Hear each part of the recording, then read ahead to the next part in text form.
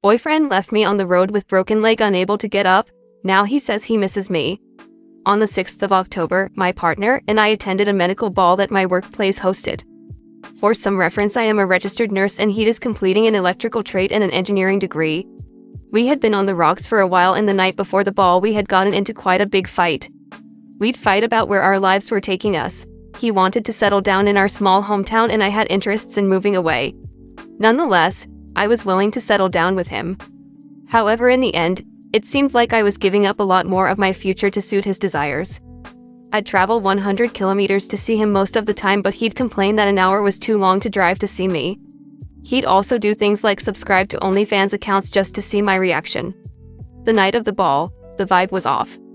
Despite me trying to introduce him to some of my work colleagues, or getting him to dance with me, all he wanted to do was sit at the table and scroll through Facebook. He would often just go outside and talk to his friends on the phone.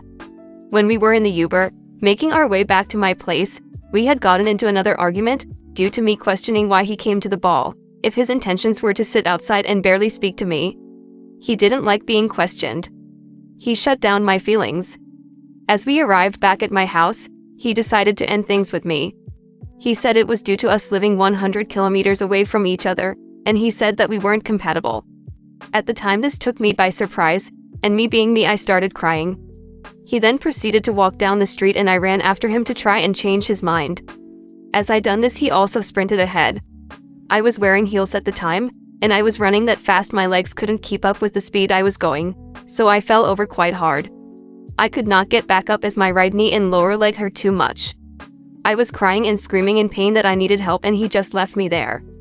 My phone was dead at this point, so I waited crying and yelling in agony until someone walked by and called me an ambulance.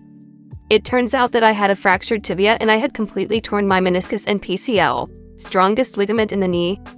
Fast forward 2 months and I have now had a knee reconstruction and am unable to weight bear for 6 to 10 weeks. He has recently messaged me saying how much he misses me and how incomplete his life feels without me. He didn't realize I had broken my leg and messed up the inside of my knee. However, I don't think that's any excuse. Personally, I think if he cared about me or had any human decency, he wouldn't have left me crying in the middle of the road unable to get up. I'm just looking for some advice for what I should do. Update: thank you for all the comments. A few questions I've seen raised here. In the message I received from him on Saturday, he said how he missed me and his life was incomplete without me. He then went on to say he has next to no will to live and isn't doing well. I guess this has pulled on my emotional strings a little. Did he know afterwards about the damage caused to my leg? Yes, he did. The hospital called him as he was my emergency contact. He didn't answer and they left a voicemail. The following day, he tried to contact me. He explained that in the moment he couldn't have cared less what happened to me, but he felt bad for having that thought. He then had the audacity to ask me to be friends as he still generally cared about me. Putting this into writing actually sounds ridiculous. I currently am engaging in psychotherapy. After being raised by a narcissist, I often find it difficult to leave someone on my own accord. I am working on it though.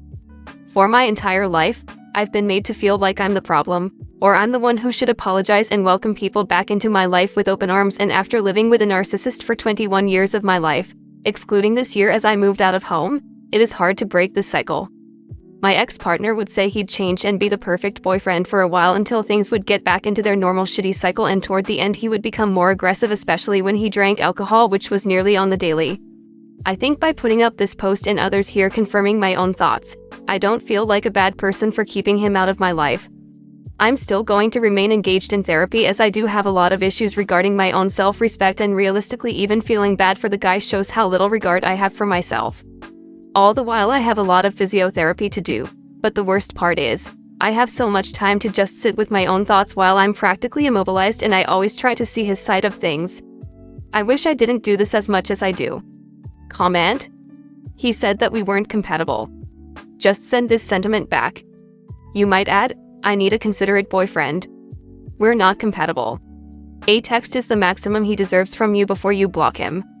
He didn't have to know the full extent of your injuries to show compassion. When someone tells you who they are, believe them. I would literally just text back LOL so he knows I've read it, then block. Ultimate power move. This guy is a tool. Just cut your losses, do some more healing and demand better from the next one. This. I'm petty though and I like closure, so I text back.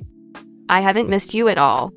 Whatever love I had died for you when you left me screaming on the ground. I fell and broke my leg. I couldn't get help. I had to wait for a stranger to hear my screams and find me to get medical help. You are a callous, self-centered, useless child. I will never forget your back walking away, never looking back and leaving me alone. I am content that that is the truest picture of who you are. You should not have bothered to look back now. For the record, any more attempts by you to contact me will be considered harassment. I do not want to speak or hear from you again. Then block him everywhere. If you genuinely come from a small town, I'm shocked no one told him, and I find it super suspect that he texted like he knows nothing. Saying something like that is for you. It's not for them. It's knowing that they know you know what they did and that they burned any bridge with you hard. I found if you don't tell people when they seriously injure you, here literally, they use that to deny they could have ever known. There's no way she fell and broke her leg and screamed in pain and he didn't hear the difference in the way she screamed. It takes a cold fucker to hear animal pain and run away. But unless you call it out, that dude will be like, I never knew. I didn't mean. She's crazy. I mean, I don't know what you want from us. Are you hoping we'll tell you that his constant indifference is totally fine and that he's turned his life around now, and you should totally get back with him? Have you read this sub, like, at all? I sincerely do not mean this as shade, but you've got to ask yourself why you are even speaking to this guy. Why were you willing to sacrifice your future for someone that treated you poorly? Why did you chase after a man that was literally running from you?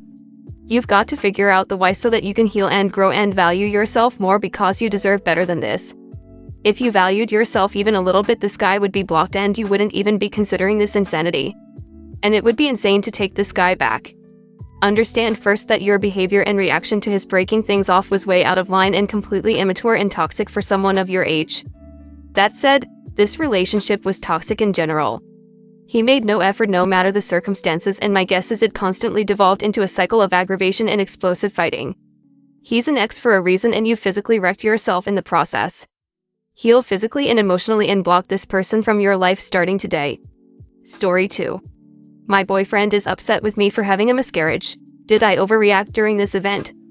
I am on birth control. I have the most effective form on the market, but just because it's the most effective doesn't mean it will prevent a pregnancy, especially since my boyfriend can't go one day without begging me to have sex with him. Yeah, that's another issue in itself. Anyway, I recently have been having some issues. I had my period during the time I normally would, but it wouldn't stop after a week and it kept getting heavier and more painful. In total, it has been going on for about 3 weeks. The past 4 days have been horrible. I've been doubled over in pain, using heating pads, and weighted stuffed animals to apply some pressure to help relieve the pain, and of course taking over-the-counter pain meds, but nothing helped. The past 2 days I had been bleeding through super and tampons within 30 minutes to 2 HOURS. I finally texted my mom and dad, and they said to go to the emergency room as they thought I had an ectopic pregnancy or a burst cyst. I got there and was immediately called back and seen, and I began treatment.